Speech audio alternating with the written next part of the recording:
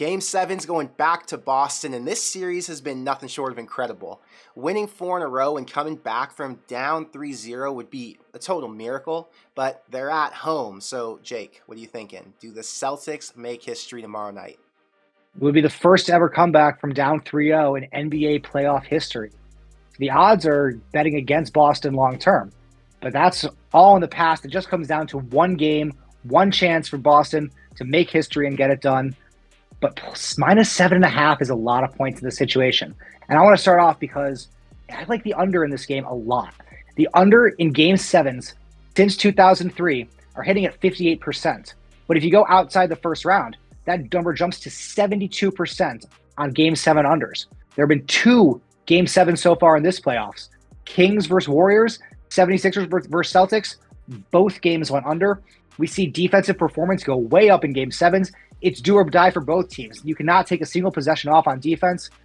Offense even slows down in the half court. The ball becomes more and more valuable to have in your possession. Each shot becomes more and more important. Fewer possessions, better defense. Give me the under all day long in this game. It's one of the first things you told me about playoff betting when we were talking about totals. You had told me that defense always goes up in those later games. So I'm going to follow you on that because I did follow you in those other 2 games you had just mentioned.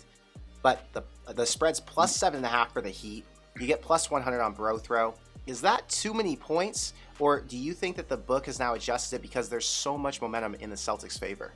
There is a ton of momentum for the Celtics, but I don't necessarily think it's adjusted because of that. I think the Celtics have kind of been a little bit overvalued by the books all season. We were getting these lines in games 1 and 2 as well. So this is kind of where the algorithm for the odds have the Celtics and the Heat just kind of permanently. I do think it's being a little bit disrespectful to the Heat. Jimmy Butler, he's got that dog in him. He's a complete beast. You know that he's not going to let the Heat go down without a fight. The Heat were down 10 points yesterday with 4 minutes to go, and Butler wheeled them back, scoring almost every single point, especially when Duncan Robinson is missing the most wide open shots in the history of the NBA. But wasn't enough. Derek White with that insane buzzer beater gives us the game 7. And you know that Spoelstra and Butler, they kind of both have guaranteed wins in this game. So Miami's going to be playing hard. They're going to be fighting. I think 7.5 is probably too many points. I'm leaning towards the Heat in this one. Well, my friend's a big Heat fan, and last night I met up with him right after the game.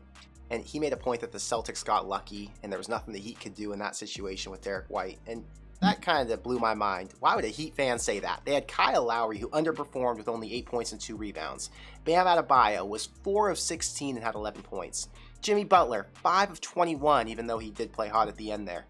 Outside of Jimmy, who do you think needs to step up the most if they're going to win outright? I think it's definitely got to be Bam Adebayo. Bam and Jimmy were absolutely horrible in Game 6. No getting around that. But you and I are kind of both regression-based bettors. And what that means is we eventually, over time, players are going to get back to their base level of play. So Bam and Jimmy are going to improve from that last game. They're due for positive regression.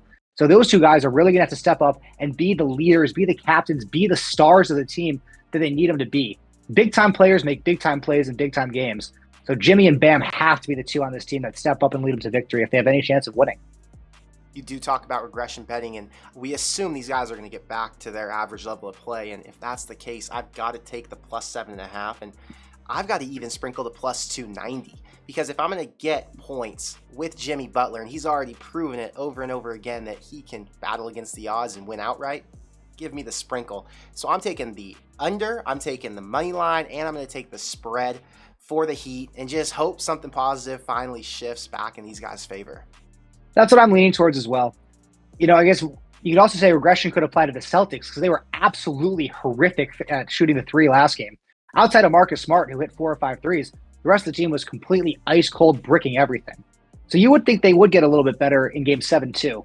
However, as we said, defense is going to go up. 3-point shooting is something that can be definitely volatile game to game. I remember a few years ago, Houston versus Golden State. Houston was one of the best 3-point shooting teams all season. They shoot a ton of threes all game, similar to the Celtics this year. And they missed 27 consecutive threes in a Game 7 that they lost to Golden State. So it can certainly happen. You can get cold from 3, and that can sink your game. So I think it's more reliable that the Heat's guys can do better than necessarily the Celtics 3-point shooting is going to improve from one game to another. Those are great points. Well, if you want to sign up for BroThrow, you can get plus 7.5 or the total at even money, and you can get the money line at plus 290. So BroThrow can offer you the best lines out there, period. And the link is in the comment section below. It's brothrow.com/YouTube. You can sign up from any state in the US, and you just need Cash App, PayPal, or Venmo to play. But Jake, thank you for the picks, and I will see you in the next one.